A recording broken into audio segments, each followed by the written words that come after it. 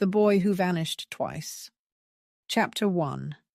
The Boy on the Road. The headlights cut through the fog like twin blades as the patrol car crested the hill just past midnight. Deputy Ellen Briggs blinked hard, then slammed the brakes. There he was, a teenage boy, barefoot and pale, stumbling along the shoulder of the highway. His white t-shirt was smeared with dirt and something darker. His lips moved, but no sound came out. Briggs jumped from the cruiser. "Hey, are you hurt?" The boy flinched, shielding his eyes from the light. He looked no older than 16, thin, bruised, clothes hanging off him like they'd once belonged to someone bigger. His feet were shredded from the gravel. "I need help," he croaked. "I think... My name is Eli Mercer." The name pinged something deep in her memory, but she couldn't place it. 20 minutes later, he sat under warm blankets in the ER exam room, shivering but lucid. A nurse took his vitals as Briggs called it in.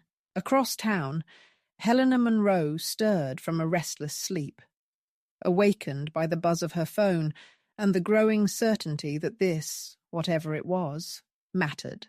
"You're not going to like this," said Cross on the other end of the line. "A kid showed up tonight. Says he's been missing for 2 years. Only thing is, he wasn't reported missing. Not recently, anyway. But the name? Eli Mercer. He was on your desk 10 years ago." Helena sat up, heartbeat ticking faster. "The Mercer boy? The one who disappeared at 6 and came back after 3 days? That's the one. Except, we might have been wrong." Helena was in her car 10 minutes later. At the hospital, she found Eli sitting cross-legged on the bed, a plastic cup of water shaking in his hand. His eyes, grey, intelligent, wary, met hers as she entered. There was no flicker of recognition, but she felt it in her gut. He'd seen things he couldn't explain. "Hi, Eli," she said gently, sitting down across from him. "I'm Helena. Can I ask you a few questions?" He nodded slowly. "Where have you been?" "Underground," he whispered. "Not a cave, like a basement. Metal walls, no windows, always dark." She let the silence stretch. "They said I was replaced," he added. Helena blinked. "Replaced?" He nodded. "When I was little. They told me I'd never go home, that someone else did instead, that no one wanted 2 of me." A chill ran through her. Her mind flashed to the old case file. Eli Mercer, age 6, vanished from his backyard. Recovered 3 days later by a tip called into the local sheriff's office. Family confirmed his identity. Case closed, but something about the photo had nagged her. Something in the boy's eyes. She remembered writing a note in the margin. Flat affect possible trauma or mismatch? She'd flagged it. It was ignored. "Eli," she said carefully, "do you remember anything about your parents?" His jaw tightened. "My mom sang to me. She had a red necklace. I broke it once. She cried. My dad, he yelled a lot. He didn't look at me much. The other boy, he said Dad was nice to him." Helena's stomach dropped. "You knew there was another boy?" "They told me. They showed me pictures. Said he got to go home. Said I got to stay." Helena stood. Cross was waiting in the hall. "We need to reopen everything," she said. "Starting with the original recovery." Cross raised an eyebrow. "You think he's the real Eli Mercer?" "I think the real Eli Mercer just came home. And the boy returned 10 years ago wasn't him." Behind her, Eli's voice carried through the cracked door, soft but clear. "They said if I ever talked, she'd get hurt." "Who?" Helena asked, stepping back in. He looked up. My mom. They said she tried to tell people the truth, but no one believed her. So they made her disappear, too. Helena's pulse surged. Claire Mercer, the boy's mother, had a breakdown a year after the return. She'd claimed her son wasn't her son. She'd been diagnosed with delusional disorder and institutionalized. What if she'd been right all along? Chapter 2. The Mother in the Ward. The state psychiatric hospital stood on the outskirts of town, surrounded by barbed wire and pine trees that always looked wind-blown, even on still days. Helena had driven the road before, once, years ago, when she'd interviewed Claire Mercer at the height of her breakdown. The woman had seemed unhinged then, eyes wild, words pouring out too fast, voice trembling with grief and fury. But now Helena wasn't so sure she'd been wrong. She checked in through 2 layers of security, signed the visitor log, and followed an orderly down a sterile hallway painted in shades of pale blue that seemed designed to suppress emotion. The room was bright, windowless, with a single table in the center. Claire Mercer sat waiting. Her once golden hair had dulled to grey at the edges, pulled back in a tight braid. Her posture was too still, her hands clasped tightly in her lap. When she looked up and saw Helena, her eyes flickered with something Helena hadn't seen last time. Clarity. You came back, Claire said, her voice even. Helena sat across from her. I saw Eli. The real Eli. Claire's hands trembled. She bit her lower lip to keep it from quivering. So, I wasn't crazy. Helena shook her head. No, you weren't. The boy they brought home 10 years ago, he wasn't your son. He just looked enough like him to fool everyone else. Claire exhaled sharply, like she'd been holding her breath for a decade. I knew it the moment he walked through the door. He smiled at me, and I didn't know that smile. He didn't remember the song I sang to him every night. He flinched when I touched his hair.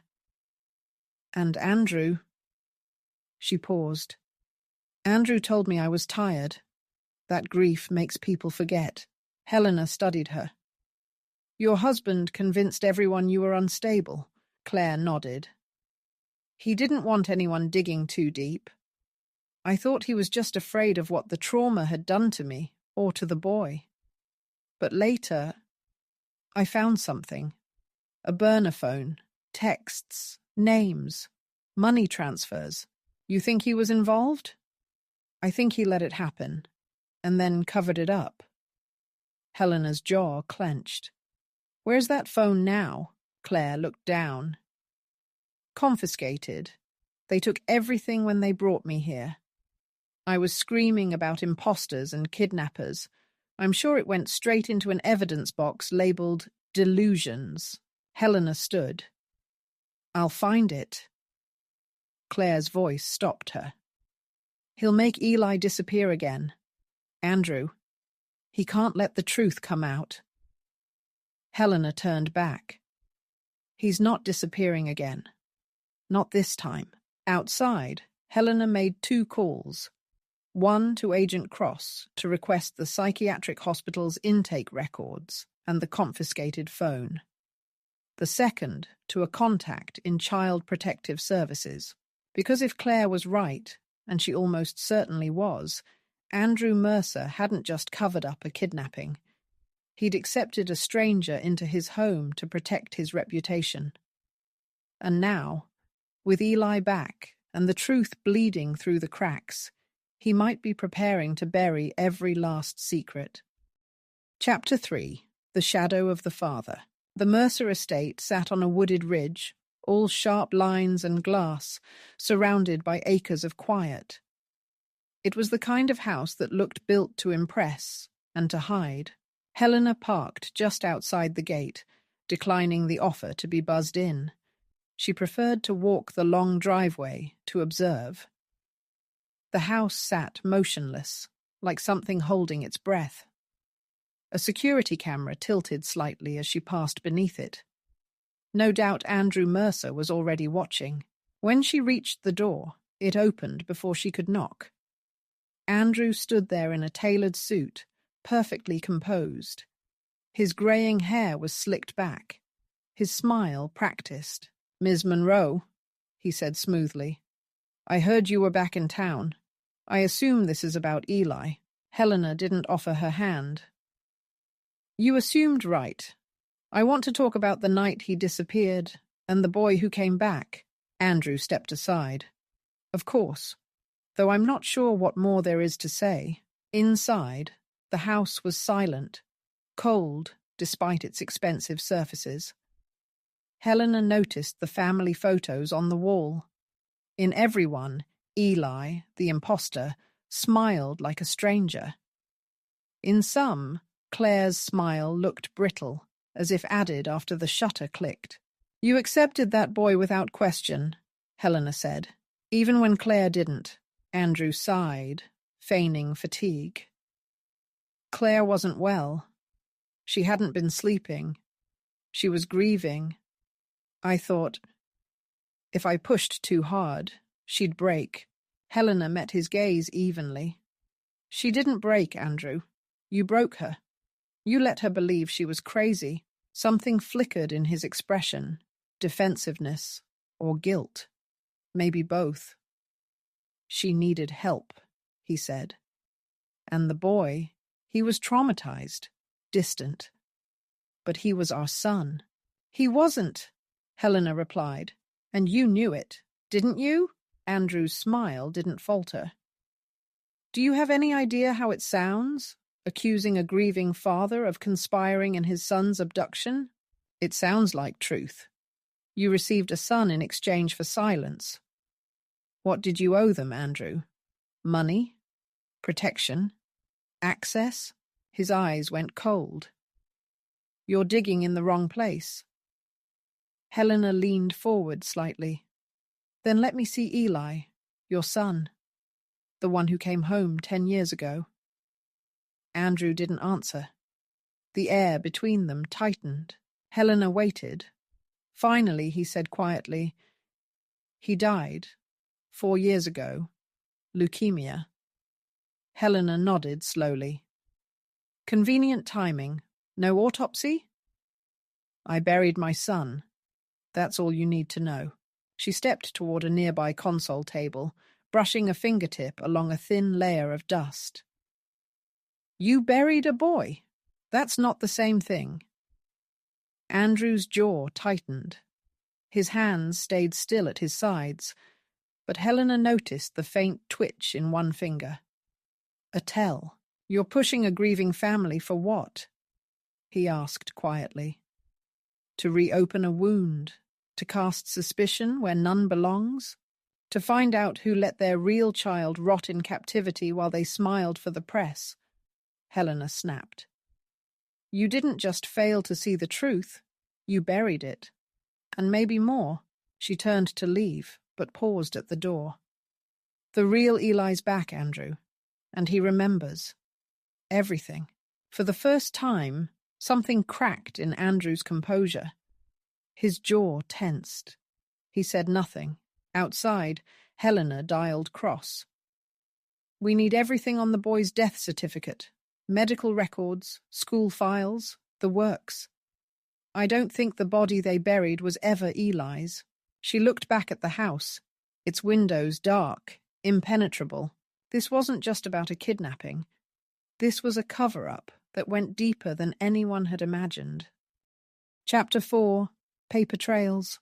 The county records office was tucked behind the courthouse, its walls lined with aging file cabinets and the smell of dry paper. Helena sat across from a clerk named Madeline, who looked like she hadn't blinked since the Carter administration. "Andrew Mercer," Helena repeated. "I'm looking for death records for a child named Eli Mercer, around age 10. Died 4 years ago, reportedly of leukemia." Madeline squinted at her screen. "Huh. Only one entry under Mercer for that year. Death certificate was signed by a private physician. No autopsy listed. Cremation authorized. Helena leaned forward. Any documentation of illness before that? Hospital records? School nurse reports? Anything to confirm leukemia? Madeline shook her head slowly. Nope. No medical filings attached. Just the one certificate. Seems sparse. Helena copied the name of the physician, Dr. Leonard Baird, and made a note. She stood. Can I get a copy? Already printing, Madeline said, eyes narrowing now. You think something's off? I know it is. An hour later, Helena sat with Agent Cross in a quiet corner of the Federal Field Office, the death certificate on the table between them. Cross rubbed his temples. No medical trail, no second signature. That's not just suspicious, that's deliberate. He didn't die of leukemia, Helena said, because that wasn't Eli. Cross looked up sharply. Then who did they bury? That's what we're going to find out. Cross flipped through his notes. Claire said she found a burner phone, texts, names, transfers. If that still exists, we could track who arranged the switch. Maybe even the imposter's real identity. I'm already working on it, Helena said. The hospital's evidence lockers have it, if they haven't destroyed it. Cross frowned. You think Mercer would have let them keep it intact? He might not have known it survived. Claire said she hid it in the lining of a suitcase. Staff confiscated it when she was admitted. Cross nodded slowly. All right, I'll get a warrant. You focus on the doctor. Dr. Leonard Baird's office was a converted guest house behind a gated estate. Helena walked in without knocking. The man looked up from his desk, startled. Dr. Baird? She asked. Yes. Who are you? Helena Monroe. I'm investigating the death of Eli Mercer. The colour drained slightly from his face. That was years ago. You signed the death certificate, he swallowed. Yes, at the family's request. It was a closed case, private. No cause of death on record, no illness confirmed, no second opinion. That's illegal, Doctor. I was told it was sensitive, that the boy had already passed. I didn't see the body. Helena froze. You never saw the body? Baird realized his mistake too late. Andrew said everything was handled, that it was a mercy. She leaned in. You signed off on a dead child without verifying the identity or the cause of death. That's forgery, negligence, or worse. I didn't know, he whispered. You didn't ask. Helena turned and walked out, her pulse thudding.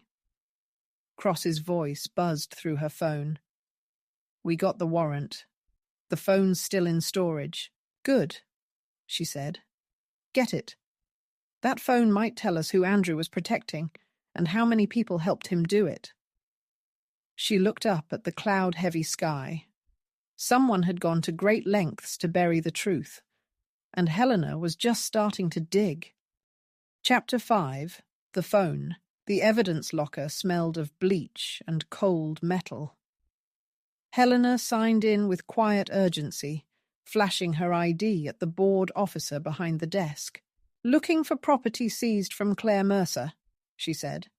About 8 years ago. Should be listed as personal effects. The officer, a young woman with sharp eyes, nodded and wheeled out a small plastic tub. This is all we've got on file. Bagged and logged the day she was admitted. Helena opened the tub. Inside were a few notebooks, a pair of glasses, a torn paperback, and at the bottom, a cracked burner phone wrapped in yellowing evidence tape. She held it up. Any chance you have the charger? Already checked, the officer replied. You're in luck. Back at her office, Helena plugged in the phone and waited. The screen flickered to life, passcode protected, but only 4 digits. She tried Claire's birthday. unlocked. The messages were few, but damning. Helena scrolled through brief, tense exchanges. Unknown. He's not the boy, I can tell. Reply. Stick to the plan. Don't make noise. Unknown. She's asking questions. If I disappear, you'll know why. Helena slowed down as she reached a photo attachment. It was grainy, clearly taken in secret, possibly from inside a car, but the subjects were clear. Andrew Mercer, standing in a parking lot, shaking hands with a man Helena hadn't seen in years. Luis Romero. Romero had vanished during a federal trafficking investigation nearly a decade ago. His name still circulated in rumors, linked to child abductions, identity laundering, and high-value extortion cases. Helena remembered his face well from a photo array that haunted one of her past profiles. She forwarded the image to Cross. He called within seconds. That's enough to reopen every sealed folder on the Mercer case, he said. I'll get surveillance on Andrew immediately. Helena stared at the screen. Her reflection glinted back in the cracked glass.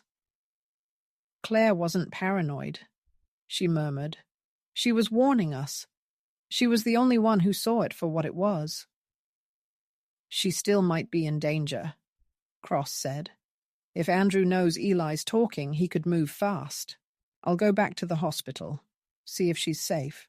The psychiatric hospital smelled like disinfectant and stale air. Helena moved quickly through security, her badge clipped to her coat. The nurse at the front desk barely looked up. I'm here to check on Claire Mercer, Helena said. Room 4C. The nurse frowned at her tablet. She's not here. Helena's posture straightened. Excuse me? Discharged this morning. About an hour ago. Helena's throat tightened. By who? The nurse scrolled and tapped. Family member signed the release. Let's see. Andrew Mercer. The floor tilted for a second. Helena turned and strode down the hall to Claire's room. The bed was made. The room was empty. The small corkboard above the desk was bare, stripped of every photo and note. She checked the window. The nurse hadn't been lying. Claire was gone. Helena called Cross as she walked briskly back to her car. He has her. Damn it, Cross growled. We'll trace his car. What do you think he's planning? I think he's cleaning house, starting with the only person who ever challenged him. You think he'll hurt her? If she talks? Yes. Helena pulled out of the parking lot, tires gripping the pavement. He's not running. Not yet. He's trying to control the narrative, to get ahead of it. And if Claire's memory is still intact, she's a liability. She glanced in the rearview mirror, heart racing. Send units to the estate, she added, but keep them back. If he knows we're coming, she disappears for good. Cross was already issuing commands. I'll reroute the surveillance team. Let me know the second you see anything. Helena hung up and pressed harder on the gas. She had maybe an hour, maybe less. Chapter 6. A House with No Echo. The Mercer estate loomed ahead, its black iron gates yawning open like a silent threat. Helena eased her car up the long drive, her lights off, tires crunching lightly on the gravel. She parked near the side entrance and stepped out, her coat brushing her legs in the wind. No movement, no security detail, no lights from inside. Helena circled to the back of the house. A patio door was slightly ajar. She drew her flashlight but kept it low. The air inside was still, as if the house itself was holding its breath. She moved silently through the kitchen. Everything gleamed, polished marble, stainless steel, untouched wine glasses. Too perfect. Too quiet. Claire, she whispered. No answer. She crept down the hall, stopping at the door to a downstairs study. It was cracked open just enough. Helena pushed it gently. Inside, Claire Mercer sat in a chair. Her wrists were zip-tied, mouth taped. Her eyes shot to Helena's with a burst of frantic relief.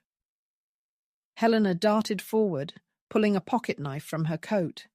She sliced through the ties, pulled the tape from Claire's mouth. "He's upstairs," Claire gasped. "He said he was waiting for a phone call, said if it didn't come, he'd disappear. Take Eli. Or worse." Helena gripped her shoulder. "You're safe now. Come with me." She led Claire to the hallway, but paused when she heard a creak above. A heavy footstep, followed by another. Helena reached for her phone. Cross picked up instantly. "I've got Claire. Mercer's still here. He's waiting on a call, probably from Romero. Send backup now." "Already en route," Cross said. "ETA 5 minutes. Helena motioned for Claire to stay low. She moved up the staircase, slow and silent. The second-floor landing was dimly lit by a reading lamp. A door at the end of the hall was cracked open. She approached, pulse steady, hand ready. Inside the room, Andrew Mercer sat in a wingback chair. The phone lay in his lap. He looked up at Helena and smiled faintly, like he'd been expecting her all along. "So, it's you. You've gone too far, Andrew." He tilted his head. "I did what I had to. For my family. For my name. You, of all people, should understand that." "You mean you buried your real son to protect your empire?" "No," he said calmly. "I didn't bury him. I left him in capable hands. Hands that ensured he wouldn't ruin everything." "Romero?" Helena asked. He gave a slight nod. "And others. You think I was the only one? There are lists, Monroe. People with far more to lose than me. I was just the bridge. You're going to prison. If you're lucky." "I don't think so," he said, lifting the phone slowly. Helena lunged. They struggled, brief, chaotic. The phone clattered to the ground, sliding under the desk. She pinned him to the floor, just as red and blue lights flooded the driveway outside. Footsteps thundered up the stairs. Cross and 2 officers burst in, weapons drawn. Helena stood, breathing hard. "It's done." Andrew Mercer lay beneath her, eyes burning but unmoving. Cross looked to Helena. "Is Eli safe?" "He doesn't know it yet," she said. "But yes, he's safe now." Claire appeared in the doorway, trembling. "I told them," she whispered. "I told them he wasn't my son." Helena nodded. "And now they'll believe you." Chapter 7. The Real Son. The hospital room was quiet, except for the rhythmic beep of the monitor and the soft hum of the hallway beyond. Eli sat propped up in the bed, his shoulders stiff, eyes locked on the television, though it wasn't turned on. Helena stepped in, gently closing the door behind her.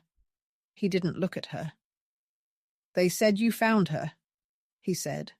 "My mum." "I did." He gave a slow nod, still not turning. "And him?" "Andrew's in custody. For good this time." Eli finally looked at her. There was no joy in his face, just the exhaustion of a boy whose world had been spun too many times. "He used to tell me I'd never be found," Eli said, "that no one even remembered me, that she, my mum, had moved on, started a new life." Helena sat in the chair beside him. He lied. She never stopped looking. And when no one believed her, she broke trying to make them see the truth. Eli's voice trembled. "I thought I was someone else. After a while, I had to be.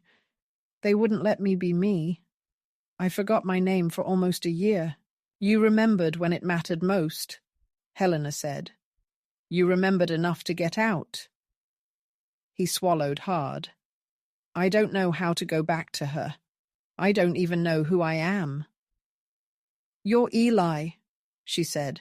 You're the boy who survived, who fought to come back when everything told him not to. That's who you are. The door opened, and Claire stepped in. She was tentative, pale, but her eyes were dry, strong. Eli looked at her, really looked, and something shifted in his expression. A small, barely there flicker of recognition. Claire stepped closer. I knew, she said softly. Even when they all told me I was wrong, I knew it wasn't you. And I knew someday you'd come back. Tears slid down Eli's cheeks. Claire reached for his hand, and this time he let her take it. I don't remember everything, he said. You don't have to, she replied. We'll remember it together. Helena stood quietly and stepped into the hall, giving them space. Cross was waiting there, arms folded. We found Romero, he said, dead. Looks like he didn't want to risk being named. Helena nodded. Ties off one thread. But we both know there are more. We'll dig, Cross said. He wasn't bluffing. Those lists he mentioned. We're already seeing movement. Calls, deleted files, quiet exits. Helena leaned against the wall, exhausted. He wasn't the end. He was the beginning. Cross studied her. You okay? She didn't answer right away. Do you ever wonder if we only ever catch the ones who get careless? That the smart ones are still out there, always one step ahead? Cross offered a rare, bitter smile. Every day. They stood in silence for a moment. Then Helena turned to the room behind her, where a boy was learning how to be a son again, and a mother was beginning to heal. Still, she said, today we caught one. Chapter 8. Ghosts in the System. 2 days later, Helena sat at her kitchen table, half-empty coffee mug in hand, as her laptop screen displayed a flood of encrypted files. Cross had granted her remote access to the reopened case files. Some were from old investigations into Romero and his known associates. Others were new, very new. Each time she clicked open a document, a different thread unraveled. Fake adoption agencies, shell corporations, psychiatric facilities like the one Claire had been committed to, many with histories of patients transferred without proper paperwork. There was a system here, sloppy in places but mostly precise, efficient, dangerous. One name popped up again and again, Dr. Avery Langston, a child psychologist who had testified in dozens of child welfare cases over the past 15 years. In nearly every one, the child had been removed from their family and placed into institutions with ties to one of the shell foundations. Helena tapped her pen against the table. She remembered Langston. He'd been consulted during Eli's return. He'd declared the boy fit, albeit emotionally fragile. No DNA test required, no forensic interviews. Just a professional opinion and a press statement. Smooth, polished. And now, highly suspect. Her phone buzzed. Cross. Langston's flagged, he said. Financials are a mess. He's moved money offshore, Malta, Belize, Cayman. You were right to look into him. I want to talk to him, Helena said. He's not answering his phone. We're working on a location. Think he knows we're coming. Helena stared at the screen. Then we better be quick. If this goes as deep as it looks, Langston's not just a middleman. He's an architect. That evening, Helena returned to the hospital to check on Claire and Eli. She found Claire by the window of the rec room, watching dusk settle across the parking lot. He asked about school, Claire said without turning. Said he missed being bored in math class. Helena smiled softly. He's already remembering more? Claire nodded. Every hour, something new. A word, a smell, a face. He said your voice reminded him of someone who used to read to him at night. Helena was quiet a moment. He's brave. He doesn't even realize how much. Claire turned, expression unreadable. They're still out there, aren't they? Yes, Helena said. But they're running now. Romero's death scared them. Langston is likely next. Claire looked out the window again. I want to testify, when this goes to trial, about what they did, about what they made me do, sign, say, deny. Helena reached out and squeezed her shoulder. We'll make sure your voice is heard this time. That night, Helena received an alert. Langston's car had been spotted leaving a private airfield, one registered under an alias matching a name buried in the phone Claire had hidden. The plane was gone. Cross called minutes later. We missed him. Helena stared at the flight path, the empty airstrip, the ripple of silence that followed. No, she said. We exposed him. He can run, but he can't cover his tracks forever. And she meant it. Chapter 9. The Proof. The evidence board in Helena's office was almost full photos, timelines, documents, strings of connections zigzagging between them like a conspiracy made visible. And now, in the centre, was a still image of Dr. Avery Langston, taken from a 2013 news segment, smiling, respected, untouchable, until now. Cross had just sent over the encrypted cache recovered from Langston's cloud storage, files the man had tried to delete from a remote location within hours of boarding his plane. It was luck and timing that the tech team got to them first. Helena scrolled through folder after folder. Clinical notes, photos, transcripts of psychological assessments, except many of the files had been fabricated.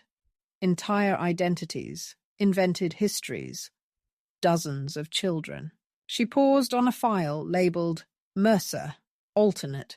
Inside, scans of forged documents, staged school records, and notes detailing how the replacement child had been coached, what memories to avoid, what phrases to use, even what nightmares to pretend to have. There were redacted payments, and at the bottom, a memo. Final clearance provided, AM aware, risk mitigated, recommend burn protocol if subject resurfaces. AM Andrew Mercer. Helena exhaled slowly. Burn protocol. She sent the file to Cross with one line. We have enough to indict. He replied instantly. Then we take it public. The press conference was arranged within hours. Cross took the podium, flanked by Department of Justice officials, as Helena stood just behind the curtain, watching. Reporters filled the room. A screen displayed snapshots of the evidence, redacted but damning. Today, Cross announced, we are reopening over 20 child protection cases in connection with an illegal trafficking and identity fraud operation that spanned more than a decade. The individuals responsible used their authority, medical expertise, and legal access to orchestrate the disappearance of vulnerable children and replace them to avoid suspicion. Gasps, pens scribbling, cameras clicking. He continued. We have identified multiple children who were misidentified, mislabeled, and in some cases, never found. But today, one of them came home. Eli Mercer is alive, and he is not alone. Helena stepped outside as the room erupted in questions. The air felt heavy, even in the bright light. She knew the job wasn't finished. Langston was gone. Romero was dead. But others? Others were still in the shadows. Her phone rang. It was Claire. I just watched it, she said. You did it. No, Helena said softly. We did. Claire's voice shook. Eli asked if we can move, start somewhere new, maybe by the ocean. You should, Helena replied. You both deserve peace. As she hung up, Helena turned back toward the office, toward the board, the names, the faces, the ones still missing. The boy who vanished had come home. But the system that let him disappear, that was still cracking open. Chapter 10, Echoes. 3 weeks later, the Mercer estate went up for sale. The media had moved on, shifting their lenses to a newer scandal, a fresher target. But for Helena Monroe, the case refused to settle. Some things clung to the corners of her mind, like ash after a fire. She drove along the coast, not far from where Claire and Eli had relocated, quietly, with new names and a new beginning. She didn't plan to stop. She just wanted to see the place, to know that something good had come from something broken. The house was modest, pale green, with wind chimes moving in the breeze. A tire swing hung from a gnarled oak in the yard, and pots of herbs lined the windowsill. Helena stayed in the car, watching. Eli stepped outside with a bag of groceries tucked under one arm and a carton of milk in the other. He looked older already, or maybe just free. He glanced toward the road once, squinting into the sun, then disappeared inside. She left without being seen. Back home, Helena's apartment felt too quiet. Her inbox overflowed. Requests for interviews, case referrals, a journalist wanting a podcast series. She ignored most of them. She poured a glass of wine, sank into the couch, and tried not to replay every moment of the Mercer case in her head. But the silence cracked open space for it, Eli's voice, Claire's fear, the list of names still unanswered. Then came the message. A secure ping on her encrypted drive. No sender. Just a scanned letter, unsigned and untraceable. Not all of them were returned. Some were never meant to be. If you're reading this, you're not finished yet. Attached was a list. Names, birth dates, and vague locations. Some matched old files, ones Helena had filed under unresolved years ago. Others were new. 21 names, boys and girls. Most vanished between ages 5 and 11, spread across 3 states. No clear pattern yet. Each name was a thread, a place to begin. Helena stared at the screen, heart sinking and resolve rising. Someone out there still wanted the truth. Or maybe someone wanted her to keep digging until she found something even darker. That night, Helena dreamed again. She was back in the room where Eli had first spoken to her. Only now, there were more children. Faces she didn't recognize, eyes filled with questions. Some sat quietly, others fidgeted. One boy clutched a stuffed rabbit. A girl traced something on the floor with her toe. One stepped forward. A girl with a chipped tooth and a ribbon in her hair. "You found him," the girl whispered. "Can you find us too?" Helena woke with a start, her breath caught in her throat. The sun hadn't risen yet. Fog pressed against the window like a waiting thought. She stood, made coffee, and opened her notebook. No hesitation, no second guessing. There was work to do, and she was ready. End of chapter and end of book. Like and subscribe to support our channel and to listen to more intriguing investigative stories.